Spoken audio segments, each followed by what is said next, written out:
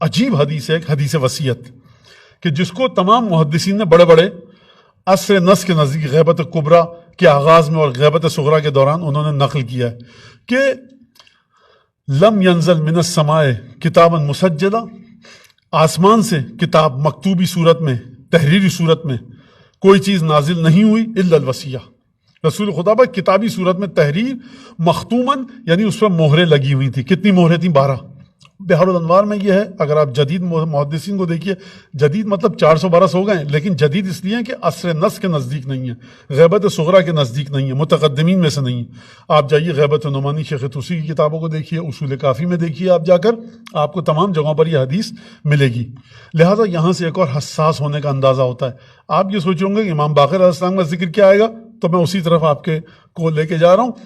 تو حدیث یہ وصیت نازل ہوئی، جبرائیل نے گفتگو کی، اور جس شب کو، جس روز کو رسول خدا دنیا سے تشریف لے کر کے گئے ہیں، اس وقت یہ وصیت نازل ہوئی ہے.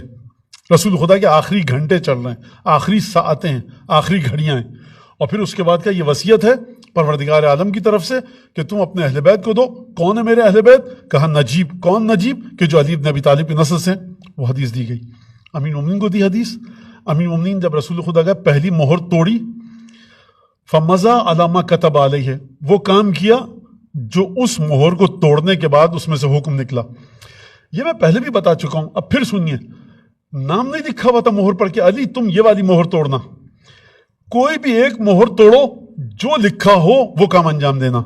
یہیں پر رک جائیے. لہٰذا جب آپ امامت کو سمجھیں اور آپ سمجھنے کی کوشش کریں، تو ہر امام کا جو دور اور زمانہ ہے، آپ اس زمانے کے مطابق امام کے افعال اور اعمال کو، امام کی سیرت کو، امام جس سلوک کا مظاہرہ کیا، جس برتاؤ کا سماج میں مظاہرہ کیا، اگر آپ کی سمجھ معاشرہ ایسا تھا، امام نے یہ کیا، بالکل عقل میں سمجھ میں آنے والی بات ہے، کوئی مسئلہ ہی نہیں. امام نے یہ کیا، معاشرہ ایسا تھا، بہترین سمجھ میں آ گئی بات، ٹھیک ہے. لیکن کبھی امام نے یہ کام کیا، معاشرہ اس کے لیے تیار نہ تھا، اب آپ کیا کریں گے؟ اب آپ یہ کہیں گے کہ مہر توڑی، جو لکھا تھا وہ کیا. آپ معاشرے کو دیکھ کر امام نہیں چلتا، بلکہ امام امر خدا کے مطابق چلتا ہے.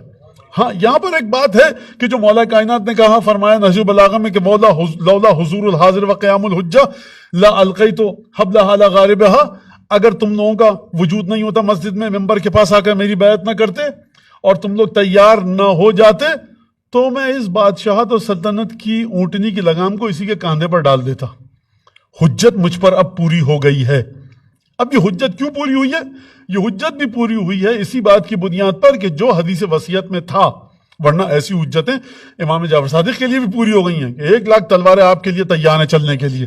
تو تاریخ نے دیکھا کہ وہ جو تلواریں چلنے کے لیے تیار تھیں جناب امیر کے ساتھ، وہ وفادار تلواریں نہ تھیں. اس کے باوجود مولا کائنات نے وہ کام کیا جو آپ کے سامنے ہے. تو یہ ایک بڑی باریک اور پیچیدہ بحث ہے. میں یہ کیوں کر رہا ہوں؟ اس وجہ سے کہ ہمارے بچے سمجھیں، بچیاں سمجھیں کہ سیرت معصومین، سیرت امیر المومنین کو آپ نے 4 جملوں کے ذریعے اس کی سرطے کو ایک ساتھ جوڑا اور اس کے بعد ایک نتیجہ دے کر آگے بڑھ گئے. اب آپ یہ کام کیجئے. بچوں کا کھیل نہیں ہے، نہ ناٹک ہے. بڑی باریکی کے ساتھ، بڑی دقت اور عرق ریزی کے ساتھ مطالعہ کرنا ہوگا، جب جا کے آپ کی سمجھ میں آئے گا. اور ہمیشہ بچے ہمارے صاحب یہ کیمبرج سسٹم، یہ فلاں سسٹم، یہ آکسفورڈ سسٹم میں پڑھ رہے ہیں، او لیول اے لیول یہ کر رہے ہیں. یہ جو پڑھائی کر رہے ہیں نا ہمارے بچے بچیاں، اس پڑھائی کو لے کر اتریں اصول کافی کو سمجھنے کے لیے. وہاں پر عقل چلتی ہے، یہاں پر عقل کی بات ٹھیک ہے، ہو گیا. وہاں پر عقل چل رہی، یہاں پر بھی عقل چلاؤ اپنی، اور ریلیونٹ ٹیکسٹ کے ذریعے امامت کو سمجھنے کی کوشش کرو. اتنا دل گردہ اگر یہ جدید تعلیم پیدا نہیں کر سکتی تو خاک ایسی ڈگریوں پر اور خاک ایسے مدرک اور اسناد پر. لہٰذا یہ وصیت نازل ہوئی.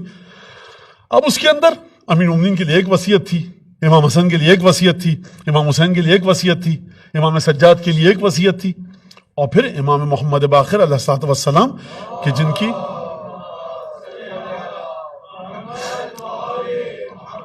ولادت کی یہ آج شب ہے، 1 رجب. اس میں کیا تھا؟ اس میں یہ تھا کہ صدق اباک وفسر القرآن وورث ابنک العلم. اپنے باپ کی تصدیق کرو. کس سے کہا جا رہا ہے؟ امام باقر سے. اپنے باپ کی تصدیق کرو. وورث ابنک العلم، اپنے بیٹے کو علم کی میراث دو، یعنی امام جعفر صادق کو. ولا تخش احدا الا اللہ وقل الحق فی الامن والخوف. امن اور خوف دونوں کی حالت میں سچ بولو، یعنی حق کہو، سچ نہیں. سچ کا مقابل ہے جھوٹ. تو یہ مناسب ترجمہ نہیں ہوگا. روایت کے جو الفاظ ہیں قل الحق، جو صحیح بات ہے وہ کہو، چاہے امن کی حالت ہو چاہے خوف کی حالت ہو. ورث ابنک العلم، اپنے بیٹے کو علم کا وارث بنا دو.